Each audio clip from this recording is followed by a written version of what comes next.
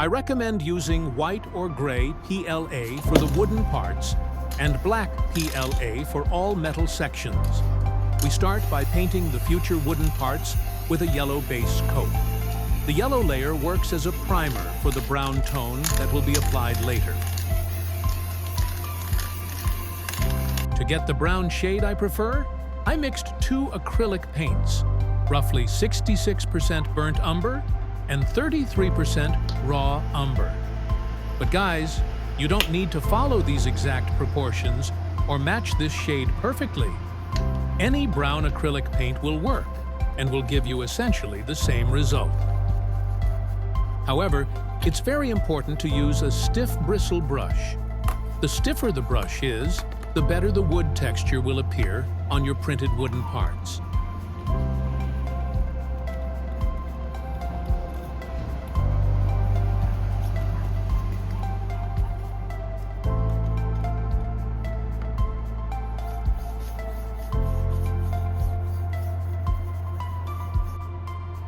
Now we apply gloss varnish to all the wooden parts.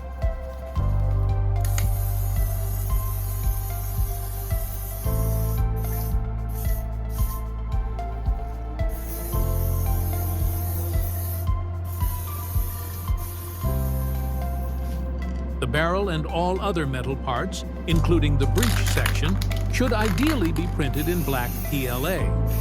In my case, I didn't have black filament, so I printed these parts in gray and had to repaint everything black. As a result, I ended up using a lot of paint. And paint on moving parts is a bad idea. Paint adds viscosity and can ruin smooth movement and increase friction between components. So I recommend printing all metal parts in black and then lightly dusting them with aluminum paint to give them a subtle metallic sheen.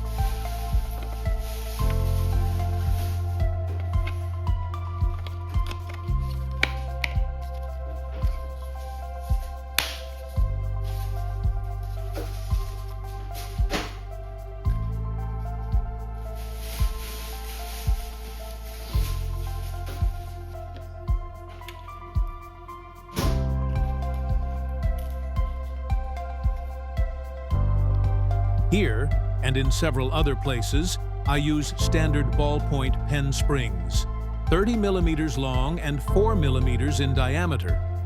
You can also use typical springs from generic hardware kits. Those usually have a 0.4 millimeter wire thickness, which works perfectly as well.